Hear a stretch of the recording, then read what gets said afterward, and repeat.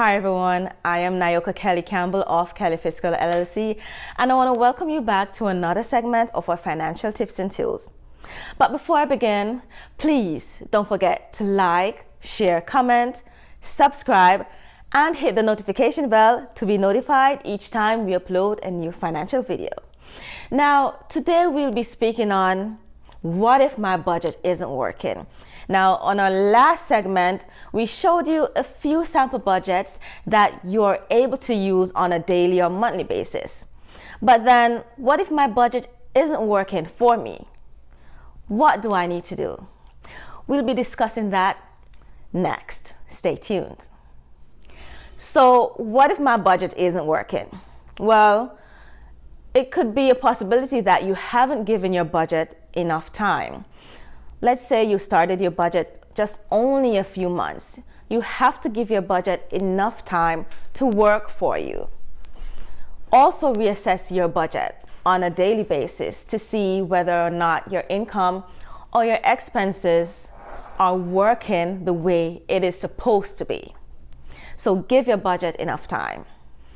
So another reason your budget isn't working is if your expenses are higher than your income. Now, the problem is not with your budget. The problem is actually with your spending. So try to eliminate as much spending as possible. Assess your budget, assess your spending, assess your expenses. If your expenses are too high, try to eliminate certain expenses that are not necessary. Now, another reason your budget isn't working is if you have not budgeted enough for some categories. Now, if there are certain expenses that you notice you're overspending each month on, try to budget a little bit more for that expense. However, that will also mean that you will have to cut back on certain expenses. So again, you have to assess your budget on a daily and a monthly basis. Now, are you sticking to your budget? Are you literally sticking to your budget? Yes, you have your budget on a budget sheet, whether you're using pen and paper or a software. But are you actually going into your budget, and are you looking at it, and are you doing what you're supposed to do based on those numbers on your budget? If you're not, then it will not work. Now, we know the term budget might seem just a little bit serious. However, you should have fun. So try to account for fun expenses in your budget. I know it's a serious thing. It's a serious thing to think about. But try to account for fun activities in your budget.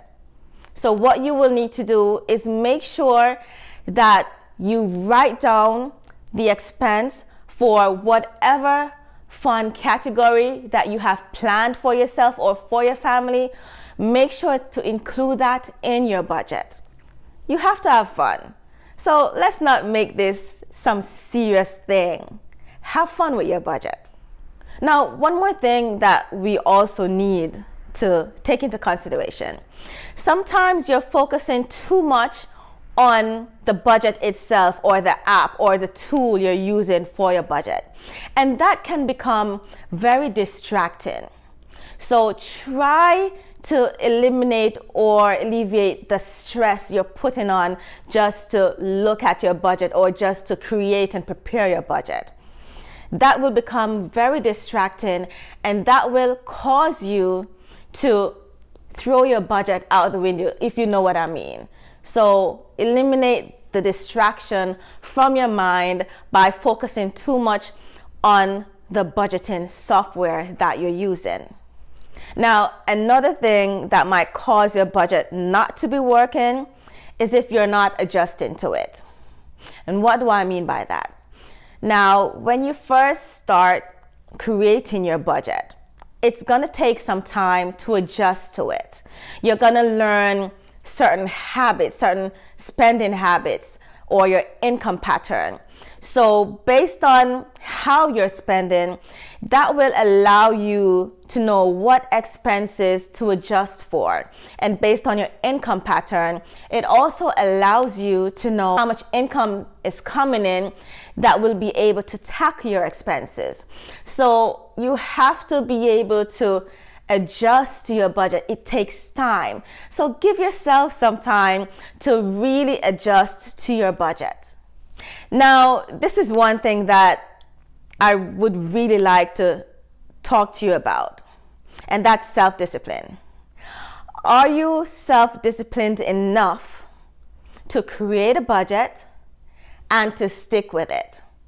For example, you create your budget, you have your income, you have your expenses, but then you start spending more than you have accounted for on your budget.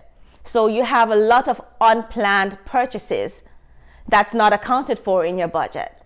Now, if certain expenses are not accounted for in your budget, then that's going to cause your budget to not work because you are not sticking with what you have actually planned for. Now, as individuals who have a weight problem and we're on a diet and you cheat on that diet, now we all know the outcome of that. Well, the same goes if you're cheating on your budget. Now, if you cheat on your budget, the consequences might not hit instantly. However, the consequences will build up over time and you will eventually pay for that. For example, you have a set budget for certain expenses. You go over that budget.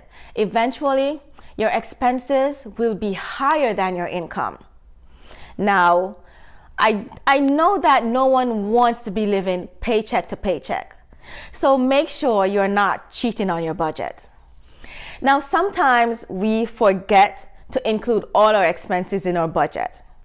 Now, what we need to do is we need to gather our bank statements or receipts or ATM withdrawals, any receipts that has to do with expenses, keep them together. And at the end of the month, you want to go through all of your expenses, all of your statements, and make sure that you include those expenses for that month in your budget. So always try to include all your expenses. And I would probably say take up to 3 months worth of bank statements, because that would probably give you a little bit of idea on what expenses you're spending on most of the time. Now, here's the thing. If you have expenses that are paid on an annual basis, you have to account for that.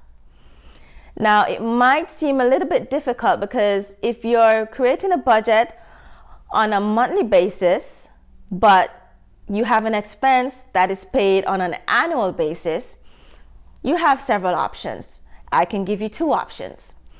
You can account for that annual expense on a monthly basis by dividing that expense by 12.